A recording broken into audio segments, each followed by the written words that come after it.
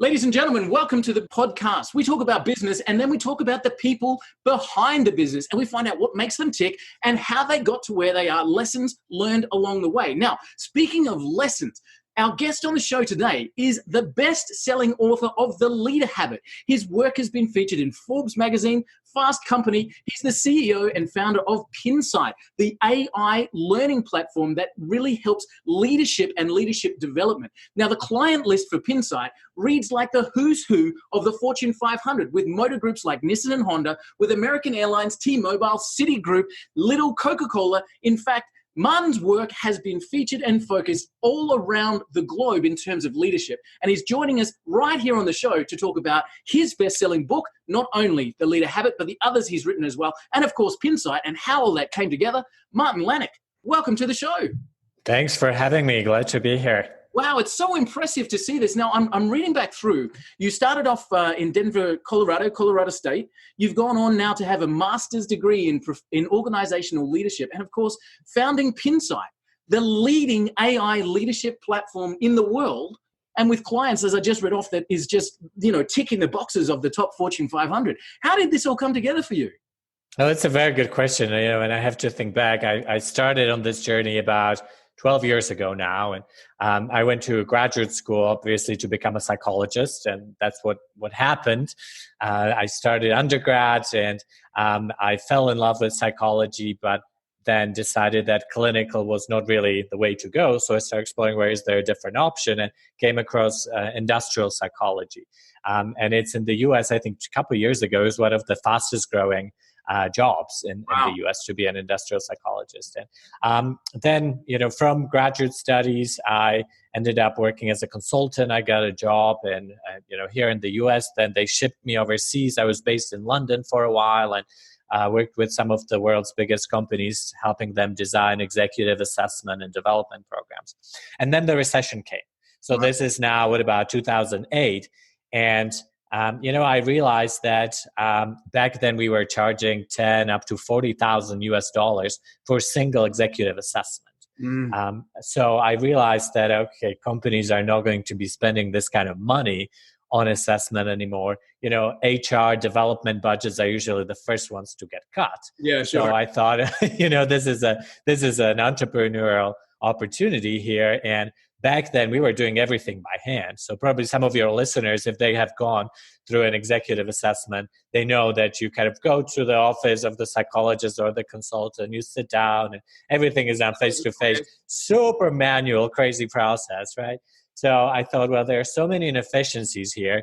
We can actually build software. Well, first of all, move the whole thing online, so you don't even have to travel anywhere, and then streamline the processes and start using behavioral science, machine learning, AI, so that we are cutting down all the human components, but then preserving the components that are really most predictive. So it was really a combination. A lot of, and the funny thing is, some of the listeners might appreciate it, that I was fairly green, when I started this business 12 years ago. And many people were telling me that, it's in the middle of the recession. You should never start a business in the middle of the recession. This is the worst decision you've ever made.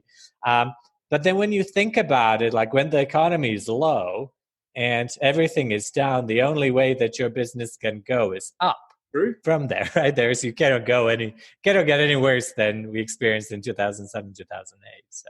Anyway, so that was the beginning, and that's really a combination of education and then getting the work experience and then really finding the right opportunity, and that's how I got where I'm today. So when you going back to that 2008 position, you're working with a big company in London who are doing executive recruitment or executive assessments, and as you said, they're spending $10,000 to $40,000. We can see the value of choosing the right people for the roles as companies are growing. We can also see the destructive value of choosing the wrong person. So we know categorically how important it is to have that leadership assessment in place. So now you're saying to yourself, wow, people are going to cut back on their spending. Obviously, my role here is Rocky. I know what I'll do. I'll go out on my own. How did you go from the guy who's working with a big company to being a startup founder of a tech company that's now using AI and influencing I mean, take me back to the actual days and weeks of, did you just go, let's code some stuff together and see what happens? Or did you get a team around you? How did that all work? Yeah, good question. So first, I got a job as a adjunct faculty at a university here. Okay. So that's how I could pay my housing and my basic. Because you're right? This kind of stuff is not easy. Yeah. So that was kind of the first step. It was like let's kind of stabilize my life situation, and I did that. So I was teaching classes in statistics and psychology and whatnot. And then I started experimenting. So I have created a first version of our assessment platform that was basically like an inbox email type of shell. Mm-hmm. And then I would have people actually send standardized email messages to whoever fake address was on the other end. Right? And this was this was even before the MVP. So this was the absolute basic test of the concept. Is this even possible? Can we do it? And then from there, step by step, start growing the business. Wow. So we got the first client that was actually doing this. Then we got a second client. And then once we start bringing some money in, then invested in hiring a IT team offshore. Wow. I was actually born in Slovakia, back then Czechoslovakia. So I spoke the language, knew the culture. I was about third of what I would pay developers here in the States. So we moved IT overseas and then start building a team over there and then slowly start building the platform from there. Wow. And then it went through several iterations. Everything was funded from internal cash flows. And then probably 5 years ago or so, when it felt like, okay, we got the product pretty stable. We have a good understanding of the market. Like this could really be something. That's when we raised money to then invest in sales, marketing, and then start growing the business more aggressively. Wow! So when you're teaching, you're back in the States. You're teaching, as you said, just to stabilize, just to get everything going. You're building not even an MVP, but a proof of concept, I guess. Yeah, exactly. Yeah. The business. People are emailing, as you said, to random email address to see if we're going to have something here. You get your first client. Did you know, or did you expect, or did you completely not believe that you can be in the position that you're in right now? Well, I think everybody dreams about it, right? Okay. It is so the heartache. I keep telling people, starting a business, it's really hard. It is harder than anything I have ever experienced in my life. And I think a lot of the entrepreneurs that are listening would agree. Yeah. This is not easy. If this was easy, anybody would do it. Yeah, you look at the stats, right? About 80% of new businesses fail in their first year. It's really hard. So I think what kept me going is this belief that really, we could change the world and this could really be something. That's awesome. Our internal mission as an organization. So we don't do these assessments just for the sake of it. What we're really passionate about is fairness. Mm-hmm. So we want to make sure that we are helping organizations and hiring managers to make the right decision and to fight these unconscious biases that all of us have. Yeah, definitely. When you look at some of the research, men are so much more frequently identified as having leadership potential than equally, sometimes more capable women, just because those are the stereotypes that we have. So it was this mission and then this belief that we could really change the world, we could make a difference here that kept me going. And I think the whole organization going from now on. How did you feel with the fundraising, with the money raising round? Was that a nerve-wracking experience for you? Not really. So what ended up happening is, so by that point, I'm already 5-7 years into the business. Everything has been grown. Very much on a shoestring, right? Organically from cash flows. But we were expanding internationally. So by that point, we already had partners or resellers around the world that were our strategic partners, and they translated our solutions and they were offering them in their market. And for the most part, those are the individuals that actually became the investors. Wow. Because exactly, we already had a business relationship. They knew our market. We are operating in a very niche market. Yeah. That is highly specialized, and a lot of people, this is not real estate, or this is not right. So if you're not in this market, it's very difficult to even believe that it exists. Any decision, or that exists, exactly. So that was the benefit, that I put a lot of work in planning and preparing the business plan, and all of our projections, making sure that it was all solid. And then when we went to market, it was fairly easy. It only took a few months, and there were actually more money on the table than we wanted to raise. So we ended up doing a second round right after that. Wow, fantastic. Congratulations. I really want to dig into the leader habit and the way that you've broken it down into 5-minute steps that people can weave throughout their day. I really want to dig into that, and of course into Pinsight. But can I just stay on the business side of things just for 1 second? As you've gone through the academics and the working environment of working in a big corporate and all of the things that we've talked to up until now, what did you feel like you had to learn that you were surprised by? What were you like, oh my God, I didn't even realize that this was something that was going to come across my desk? I think the biggest aha moment was when I started putting financial projections and like a 3 to 5 year business plan. Wow. So as a scientist, I was trained for 10 years that I was in school, right? That everything has to be on every decision you make has to be based on data. Mm-hmm. So classic scientific model, right? It's like you look for previous research, everything is data-based, there's evidence. And then all of a sudden you get to financial projections for the business, like 3 to 5 years now. And to me, when I hired a financial advisor, a consultant to help me with that, but to me, it was like making stuff up from thin air. All of a sudden, how much revenue are we going to make next year? So, so we will give salespeople the goal of $500,000 a year. So if we hire 3 of them, that's $1.5 million. It doesn't work like that. Right. Yeah, it sounds great, but it doesn't work like that. So for me, it was, trying to find the happy medium for what's my comfort zone with, how much evidence I need to make a decision versus, just really making stuff up. Yeah. Actually, Martin, I was reading not so very long ago, I'd be fascinated on your thoughts on this, that after a certain point of information, and I think the measure was the 80-20 rule, but after you have 80% of the information, the remaining 20% is not going to influence you in either way. At some point, you need to actually act on the data that you have in front of you. How do you feel with that one?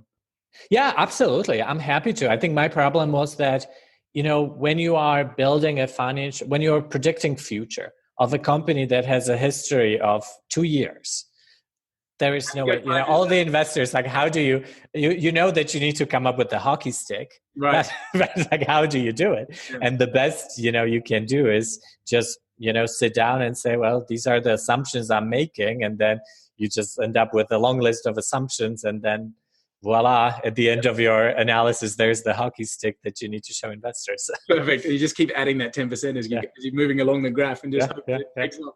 So Martin, as you're looking, your experience and then getting into leadership, and I'm reading here directly from the side, but it says that Forbes magazine described your work as an interesting analysis of the troubling problem of the millions of dollars that had already been spent on executive training and development that seemed to have such little effect. I liked that. But it was more succinctly put by 800 CEO Reed, which said Lanik, Martin Lanik's method works where other training programs fail. How did you come up with the work behind your best-selling book, The Leader Habit? How did you start to formulate the relationship between the habits and leadership and how that can be developed and worked with individuals and with companies? Yeah, great question. I think it was. It really came out of frustration with what was happening out there and what I've been seeing happening in the market. So when you, any kind of leadership development program or any kind of discussion on, I need to change this, or I wish I knew how to better delegate, the first answer that people give you is go read this book or go take a class, right? That's our immediate. And there's this underlying assumption that if you get knowledge in a particular area, all of a sudden it changes your skill. Right. But that's not true.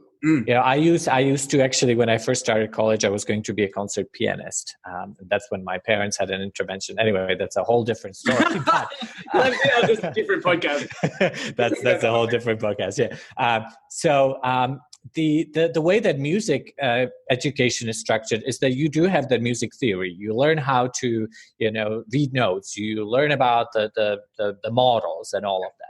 But then you also have your lessons on the piano or the violin or drums or whatever you're playing. Practical. And that's when you're actually practicing the skill and you're honing the skill and you're doing this over and over.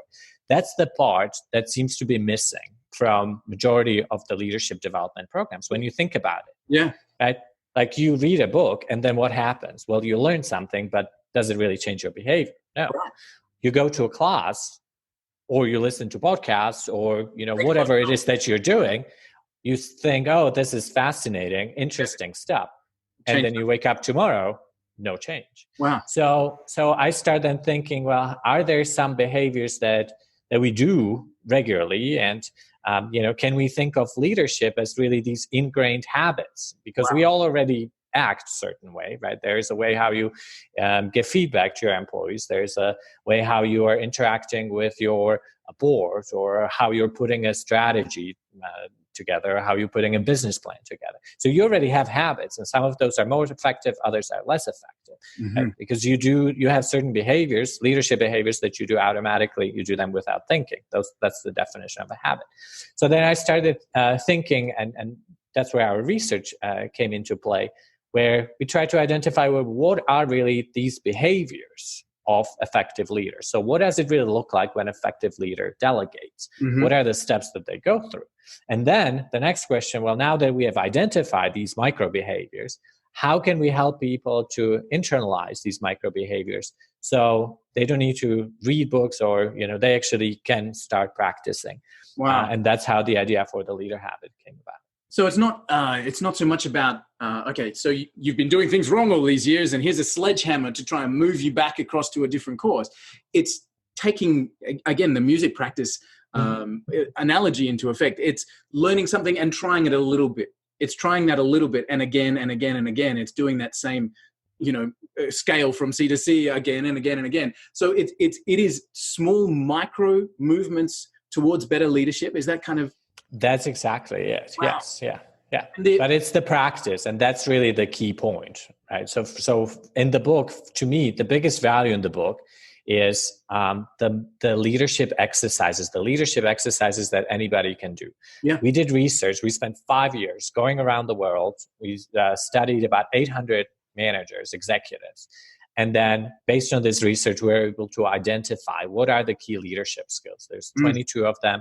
They break down to 79 different micro behaviors. And then we wrote daily exercises for each one of these 79 micro behaviors. Wow. So that based on, what you need to work on, whether it's delegation, communication, public speaking, being more charismatic, influencing others, creating buy-in, delegating, planning and organizing, strategic thinking, all of this, there are daily exercises to help you actually build habits, effective habits in these areas. So is the book formulated in such a way that you can flick to page 37 because you're struggling with communication, for example, and you can just start to put those habits into practice because that's the area that you need to work on, and then you can move to a different bit in the book and focus there? It's not a start to finish, like it's I need help in this particular area. It's a manual. Wow. It's written as a manual. So you have kind of that prose in few chapters of the logic, why habits, why leadership habits, how do we come to the point where we are able to identify this catalog?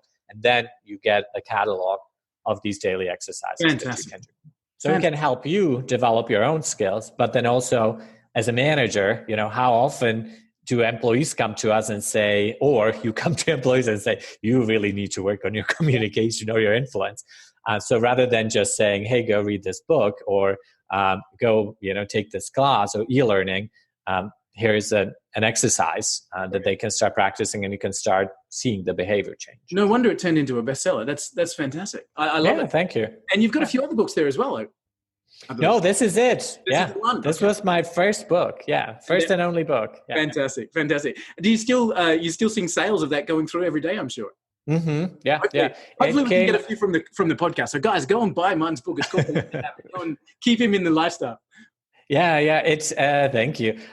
It was the number one new business book in China when the Chinese translation came out beginning of last year, and Wow, then slowly I think it came out in Russia and Vietnam, and fantastic. now all the different translations are coming So out. are your parents happy now that the intervention and the piano thing, and they read the book, and have you given them a Yes, signed copy? yes.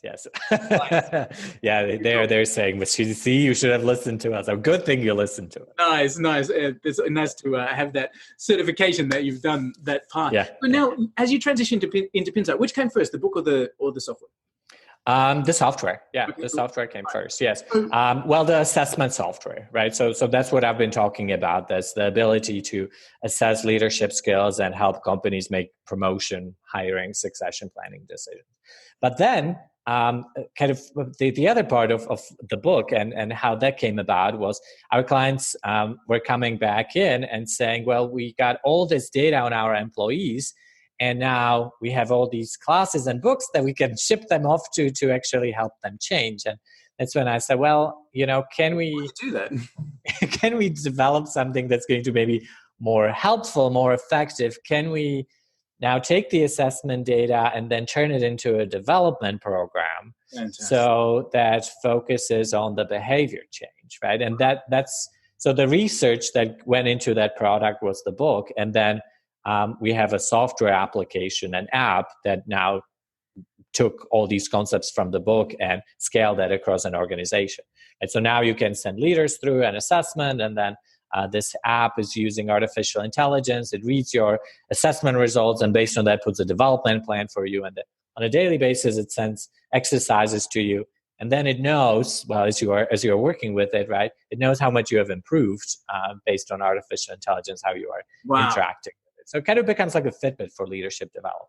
Wow, how amazing. And that's a great tagline as well, like a Fitbit for leadership development. You can see your steps, you can see where you need to brush up, you can work it through. So I'm looking at the dashboard at the moment of Pinsight, and I love the kind of benchmarks that you're putting into place, where you're looking at succession and you're looking at skill gaps, personality traits, learning agility, leadership competencies. So taking people through the program with Pinsight. Can I ask you, Martin, when do you prefer to get involved with a company? Do you prefer to get involved? We have a good executive team and we're kind of growing and we want to grow to the next level, or do you prefer the startup who is, we want to make sure we do things right from the beginning? Or like, when should somebody come to Pinsight and say, let's grow our team and grow our business as a result? Yeah, great question. So usually we get plugged into big strategic initiatives. So example, a new CEO comes on board and says, we need to turn this ship. And in order to turn this ship, we first got to understand, well, what's my leadership talent? Yep. What am I working with here, right? So we run assessments based on that, determine, what's the bench strength, where are the gaps, and then align it to the strategy of the business to help first, based on the assessment, make decisions. Well, who are the right people who should stay on the bus, who should be the ones that should be developed, and then who are the people that, unfortunately, with the new direction, this is not the right place for them. Yeah. So that's usually the first decision, and then from there, the development program helps to align the leadership behaviors that we now need with the strategy of the business. Wow. So let's say that you are looking to, now a lot of CEOs are worried about retention, right? Yeah. So we know specifically, like, what are the leadership behaviors that help you retain talent? And then, of course, there are slight differences from organizational culture to organizational culture, but we know in general what these things are. So you could start training your leaders on these behaviors, and through the app actually monitoring as they are improving and changing the behavior, so they are retaining more and more talent underneath.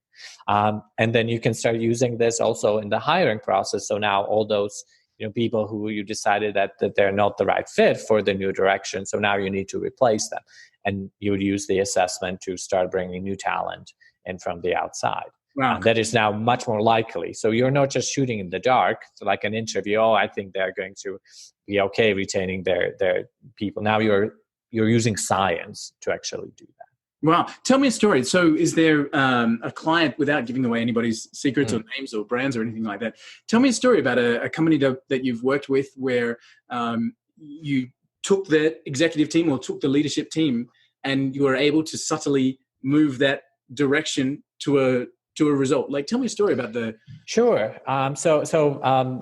In the US right now, a lot of organizations are going through a digital transformation. I think all around the world, but healthcare in particular is experiencing a lot of digital transformation here in the US. So we're moving to online kind of consultations with physicians. So virtual medicine is on the rise. There are new demands of the customer base there. So we're working with a large healthcare system that is a couple $2 billion in revenue.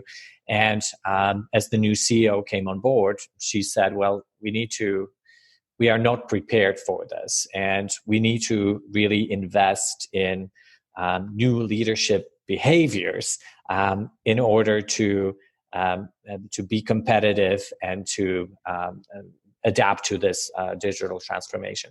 So we started working with them a couple of years ago. First, we helped them identify what are really the core leadership skills. So given the future, right? What are the 5 or 6 competencies that every single leader in the organization needs to have?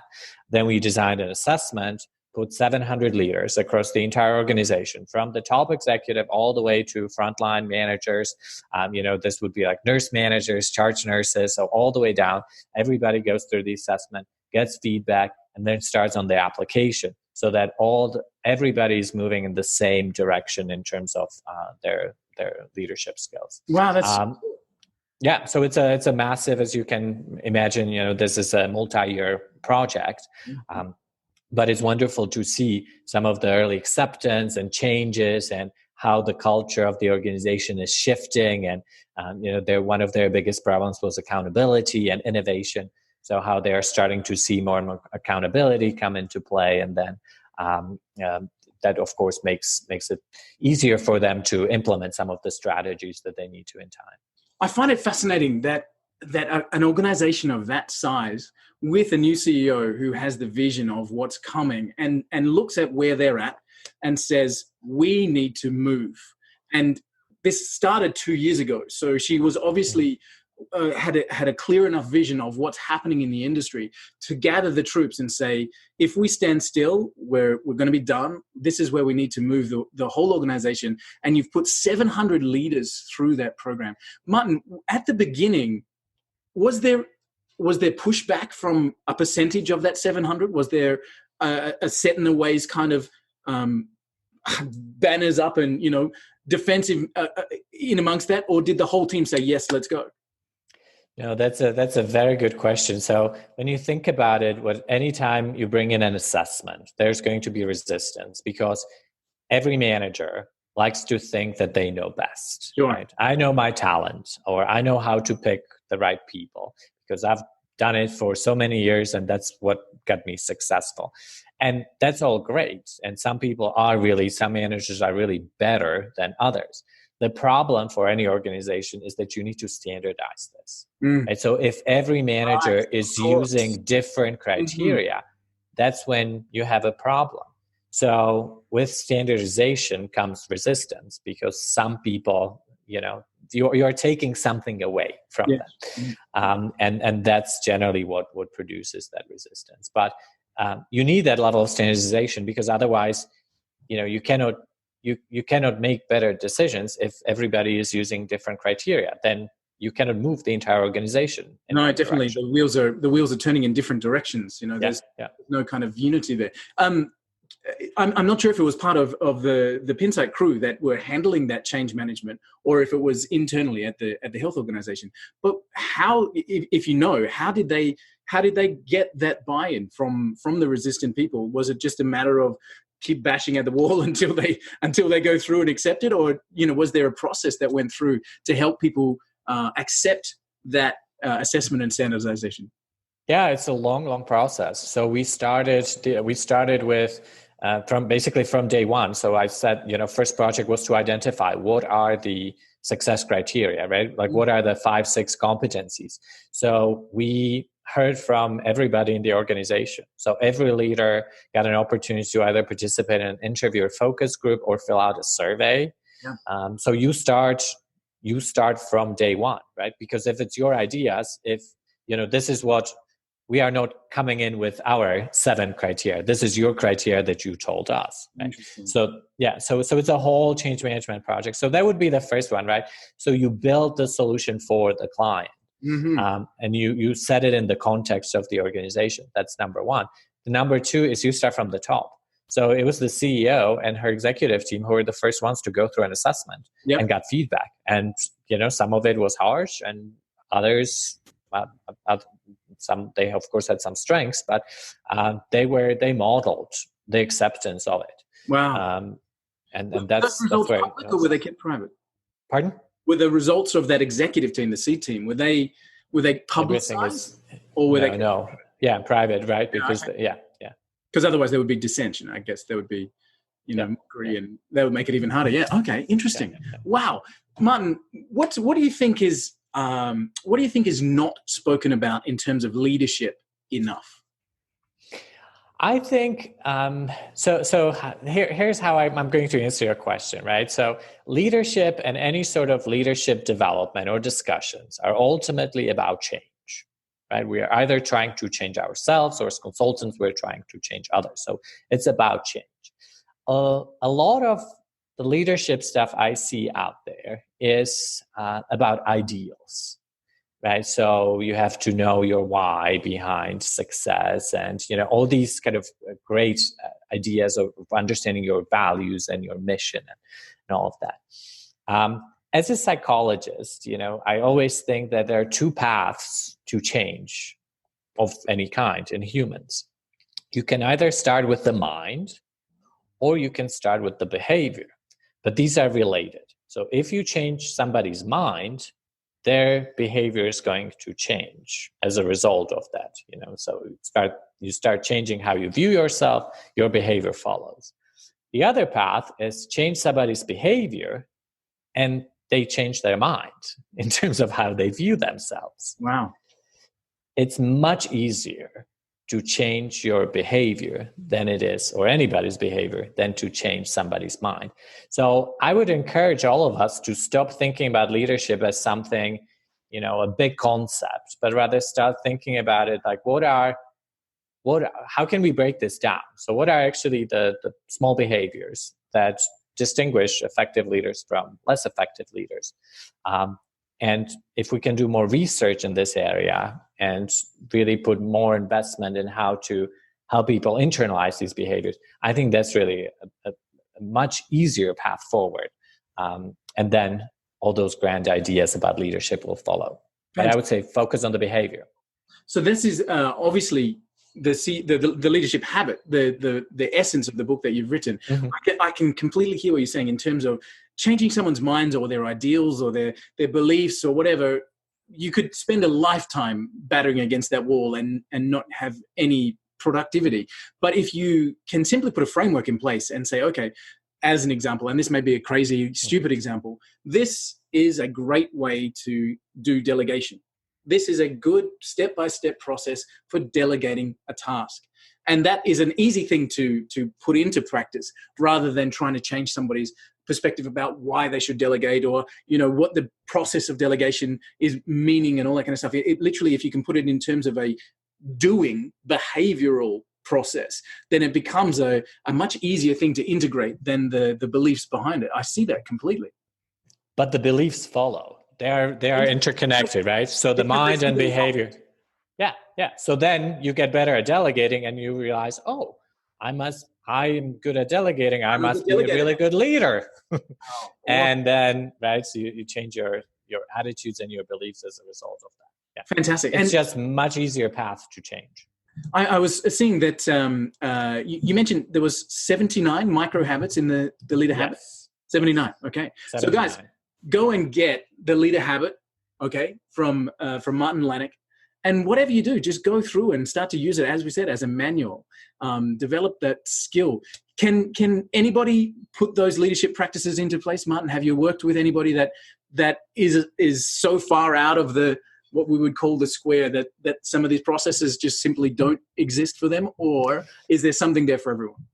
Anybody can do it, but it's sort of like a treadmill. I can place a treadmill in your living room and it could just stand there and you'll never use it. So this is a tool. But at the end of the day, if people don't use it and don't practice, then there's not going to be any change as a result of that. I understand. It's that joke, isn't it? How many psychologists does it take to change a light bulb? Only one, but the light bulb has to want to change, Exactly. So true. Yes. Absolutely. Martin Lanik is the incredible mind behind Pinsight and, of course, the author of The Leader Habit. Martin, thank you so much for the opportunity to come and bounce around with you. I think that the development of leadership skill from anywhere from, the school age right through into early adulthood, into leadership roles in the corporate space, I think is such an important role to play. And the work that you've put in with the Leader Habit and, of course, with Pinsight as well, is really giving a solid toolkit for people to effectively improve that area. And I think that's an amazing position that you've created. Again, thank you so much. I'll make sure that the links to Pinsight, people can go and do an assessment with Pinsight. They can start to see where their strengths are in the leadership. And then, of course, work with the app behind that to integrate some of the habits to help them become more effective in the leadership areas that they can brush up on. Martin, again, thank you so much for the opportunity to bounce back and forth with you. I so look forward to keeping in touch, and we'll make sure that we send as many people your way as we possibly can and help that leadership realm, that next level, coming through with you as well. Thank you so much. I appreciate you having me. Cheers. Wow, I'm in awe. Thank you, man. I really appreciate your time. Oh, thank you. This is good. It's always fun. I'm so fascinated by what you've built here. You'll see my application come through. Like, you'll see my. Well, I'm so impressed, man. Honestly, like. Thank you. What you've put together. Something that I didn't dig into, and I did mean to actually, was your focus on fairness. And it actually was still recording, so we might have this as a pre. Okay. So when you're talking about fairness in terms of the assessment, and we look at the equality of people now, and we look at it should be the best leader for the position. It should be the best person, not based on skill or gender, or not skill, but gender or background or anything like that. When did your focus on fairness start to come in? Because as you've built Pinsight, I'm guessing that you started with that assessment tool, and then you've built in the app behind it and the habits. When did you start to go, hang on, let's make sure that this is all about equality and fairness? I think that's sort of that's why you do it, right? Like, why else would you need an assessment on people? So it's really, when you think about it, and I know I've made so many bad hiring decisions, as an entrepreneur and manager myself, that you realize that, I don't trust my gut anymore on this. And I want, I want data. Yeah. I want data. And our research shows, we just completed a big research study with Purdue University and George Mason University, where we helped where we studied how organizations identified the next generation of leaders. Now with the war for talent, tight labor markets, organizations are not so much hiring leadership talent from outside, they're searching inside. So managers are rating the employees in terms of who has leadership potential, who doesn't have leadership potential. And the level of bias was really astonishing. Wow. We found, for example, that managers are three times more likely to identify men as having leadership potential than women. Wow. Based on nothing else, just the gender. And they are 2 times more likely to identify white men as opposed to black men as having leadership potential. So then this, it becomes a self-fulfilling prophecy. So if me as a manager, right, if I believe that you have leadership potential, I will unconsciously start giving you extra assignments, coaching, network you through the organization, start making introductions for you and so forth. And there might be equally, maybe even more capable person on the team who's a woman or who is a person of African descent, but just because they don't fit my stereotype of what a leader should look like, not getting the opportunity to they're grow. not getting the opportunity. Yeah. So that's I think is these days the biggest challenge that women and minorities face as they try to climb the ladder in corporate America, is that they just don't get opportunities. Wow. I read recently, I forget which book it was, but there was this analysis of discrimination in today's world. We think of discrimination as something bad, right? Something that bad actions that are done to certain people. But that's not true today. Nobody, well, there might be few, but unfortunate individuals, but generally that's not the case. Today's discrimination is really about helping. It's about giving, unfair opportunities in the form of help to people who fit our groups. Stereotype, yeah. Yeah. So as you said, it's an extra assignment here. It's a nudge in the right direction there. Mm-hmm. It's as simple as the rating. It's even the rating. We found that today in high potential programs in US companies, there are twice as many men than women. So, and organizations are very open and vocal about the fact that they invest significantly more resources in building high potential employees and developing them, fast tracking them into executive positions. Wow. And they're for every man or for every woman that they grow and they invest in, they're investing into men. Wow.